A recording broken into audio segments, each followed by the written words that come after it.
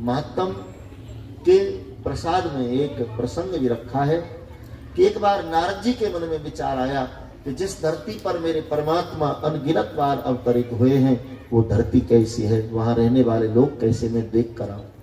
सोच रहे थे सब सुख से होंगे क्योंकि हरि की भूमि, लेकिन जैसे नारद जी आए और जगत को देखा तो मन बड़ा दुखी हो गया। क्यों? सोचा था सब सुखी होंगे लेकिन यहाँ तो सब दुखी है।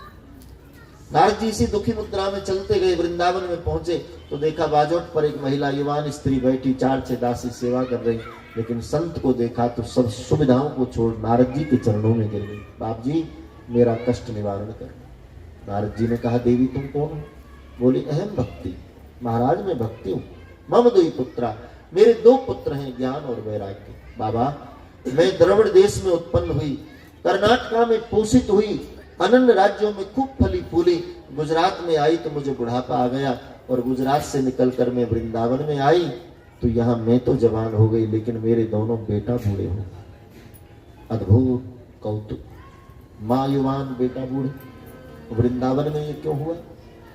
क्योंकि स्पष्ट है मेरे भाई बहन, जिस भूमि पर जिस तत्व की गंभीरता से मान्यता नहीं होती है वहां वो तत्व कमजोर हो जाता है।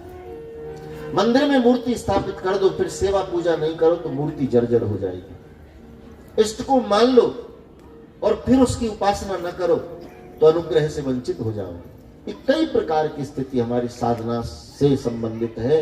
हमारी जो नित्य की पूजा है ना, ये हमारे देवता को बलवान बनाती है और जितना हमारा देवता बलवान होगा उतना हमारे कष्टों का निवारण करने में सक्षम है।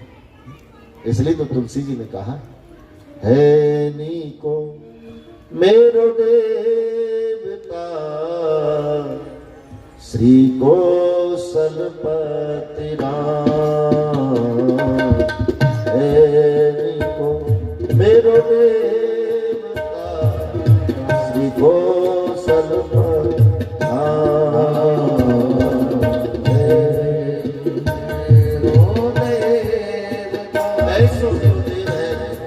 धनुर्धारी भगवान श्री राम, ऐसो है मेरो देवता श्री कौशलपति राम,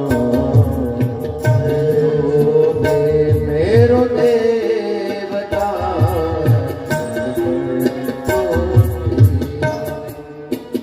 हमारी उपासना से हमारे देवता को बल मिलता है, इसलिए पूजा करो लेकिन उस पर रुक मत जाओ, क्योंकि पूजा पाठ ही केवल है ऐसा नहीं, उस पर रुकना, उससे आगे बढ़ो।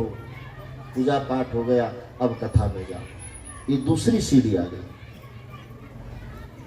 कथा सुनते सुनते ज्ञान हो गया, थोड़ी विरक्ति छोड़ो, सब ठीक है चलता रहे, लेकिन हम मेले में अपने आप को धीरे धीरे अकेला कर लें, ये कथा का प्रताप होगा। आपको विरक्ति आएगी और जैसे जैसे यहाँ से विरक्ति होगी ना, परमात्मा की तरफ रुख बढ़ेगा, वहाँ आकर्षण बढ़ेगा, वहाँ लगाव होगा, वहाँ, और जब लगाव होगा ना तो समझ लो बात बन गई।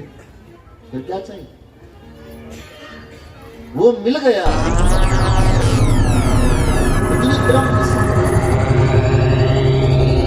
उपासना करो जरूर, पूजा पाठ के बाद केवल सत्संग मनोरंजन के लिए मत सुनो, सत्संग से कुछ लोग, क्योंकि यहाँ सूत्रों की बरसात होती, पात्र सीधा हो तो पानी से भरेगा, लेकिन कई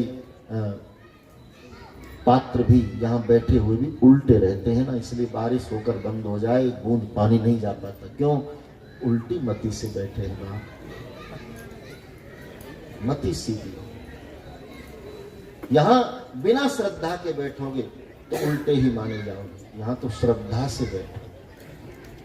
सती उल्टी मति से बैठी थी, शंकर के साथ जब कथा सुनने गई कुंभज के आश्रम पर, उसकी मति खराब हो गई थी। तो महाराज मुझे वहां से यहाँ लाए, ये बाबा क्या कथा सुनाएगा?